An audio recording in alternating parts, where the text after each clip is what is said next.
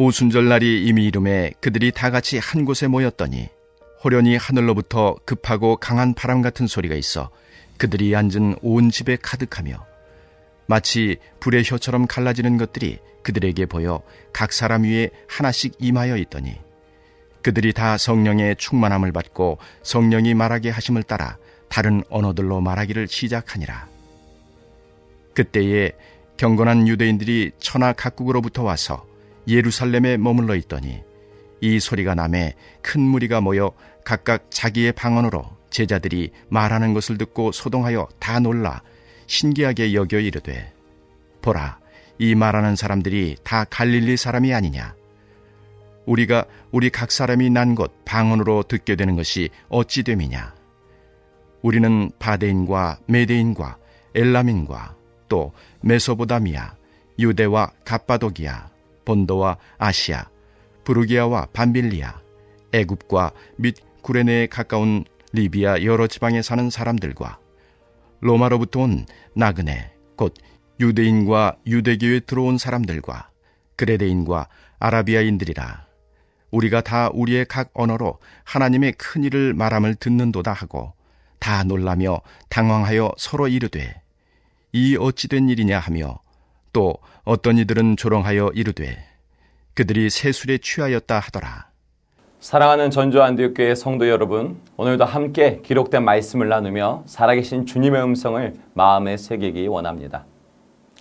우리의 구원자 되시는 독생자 예수님께서는 저와 여러분을 위해 성부 하나님께 간절하게 구한 한 가지의 기도가 있었습니다.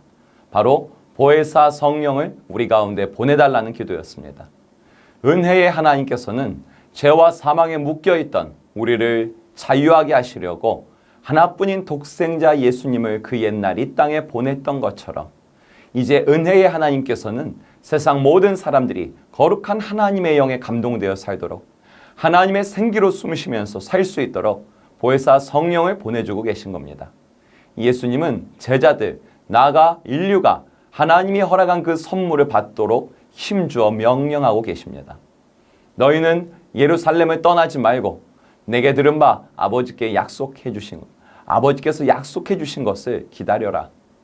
요한은 물로 세례를 베풀었으나 나는 성령으로 세례를 너희에게 베풀 것이다.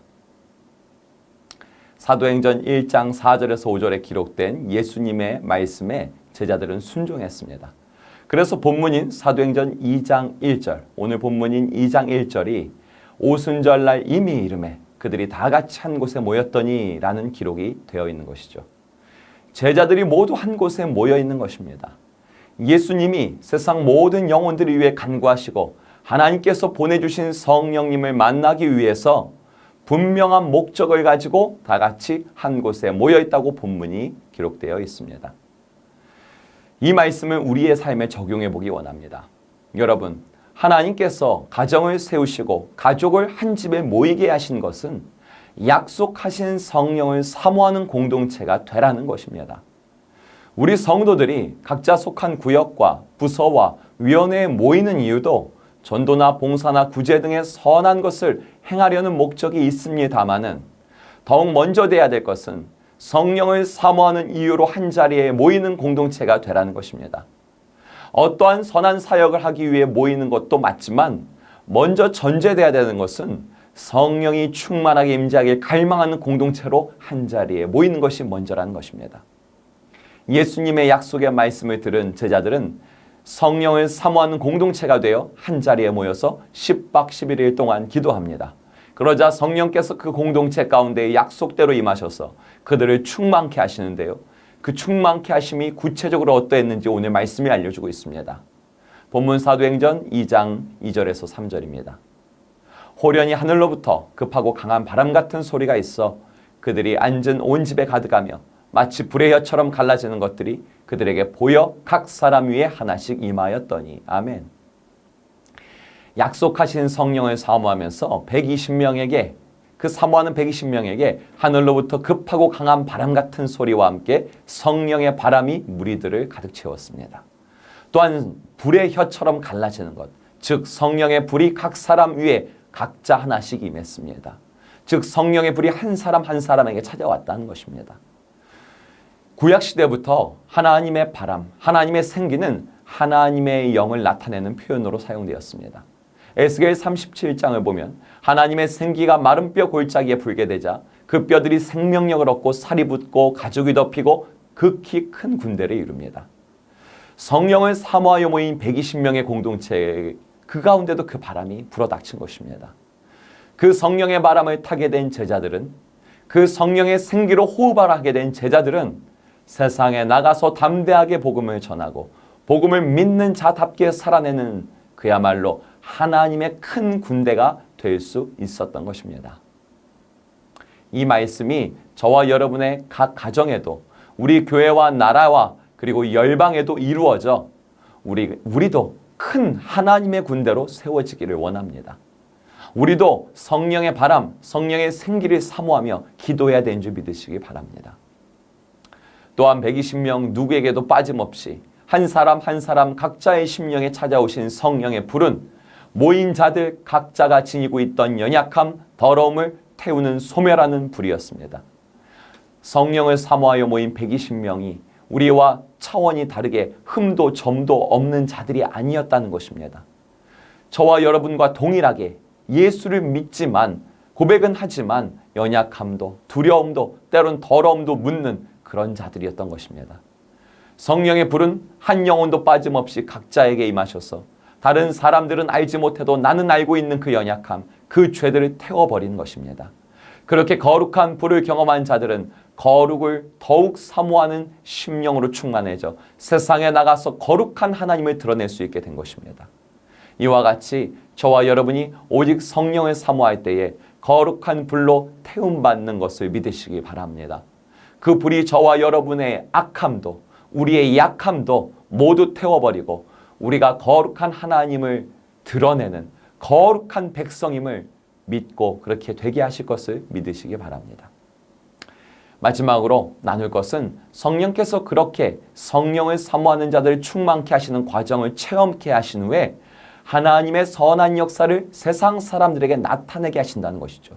오늘 본문을 보면 성령으로 충만케 된 자들을 통해서 세상 사람들에게 어떤 선한 역사가 펼쳐지는지 실제적 증거가 나옵니다. 본문 2장 4절의 기록을 볼까요? 그들이 다 성령의 충만함을 받고 성령으로 말하게 하심을 따라 다른 언어들로 말하기를 시작하니라. 아멘. 120명의 공동체가 성령 충만을 받게 되니 성령의 말하게 하심, 즉 방언으로 말을 하기 시작했다고 합니다. 성령의 말하게 하심을 따라 방언으로 말을 시작했는데 그 방언이라는 것은 모국어가 아닌 배운 적도 없는 외국어를 말하기 시작했다는 것입니다. 이러한 방언을 말하는 것이 왜 세상 사람들에게 하나님을 선하게 나타내는 역사가 될 수 있는지 계속해서 말씀에 나옵니다. 본문 2장 8절과 11절 두 절인데요. 2장 8절부터 봅니다. 우리 각 사람이 난 곧 각 방언대로 듣게 된 것을 어찌 됨이냐. 자, 그리고 11절입니다. 그레데인과 아라비아인들이라 우리가 다 우리의 각 언어로 하나님의 큰 일을 말함을 듣는다 하고. 아멘. 당시 유대인들은 로마의 전 지역에 흩어져서 살았습니다. 그렇게 타국에서 후손을 낳고 자리 잡으면서 살게 되었던 것이죠. 그러다 보니까 타국에서 태어난 유대인들은 본래 유대인들이 사용하는 히브리어나 아람어보다는 자신들이 태어나서 자라난 지역의 언어를 사용하게 되었습니다. 그게 익숙하게 된 것이죠. 이렇게 타지에서 정착한 자들을 디아스포라 유대인이라고 합니다.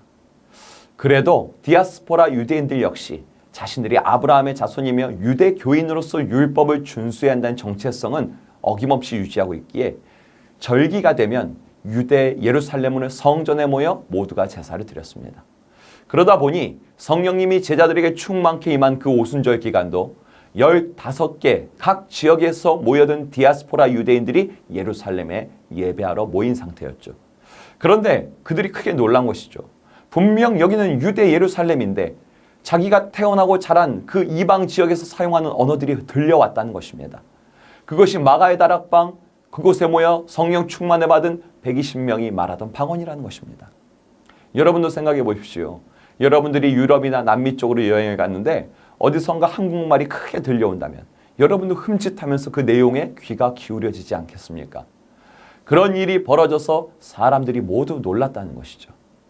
디아스포라 유대인들은 더욱 놀라서 말합니다. 우리 각 사람이 난 곳 방언으로 듣게 되면 어찌함이냐? 그리고 또 중요한 말, 하나님의 말씀이 이어집니다. 우리가 다 우리의 각 언어로 하나님의 큰 일을 말함을 듣는도다. 성령 충만을 받은 120명이 배우지도 못한 외국어로 말하기 시작하는데 더 놀라운 건 외국에서 온 디아스포라 유대인들이 그 내용을 들어보니 하나님의 큰 일을 말하고 있더라는 것입니다. 15개 이상의 각 지역에 속한 외국어로 기도하는데 그 내용, 그 선포 하나하나가 뚜렷하게 하나님의 크신 일을 나타내고 있는 게 동일한 이야기라는 것이었습니다.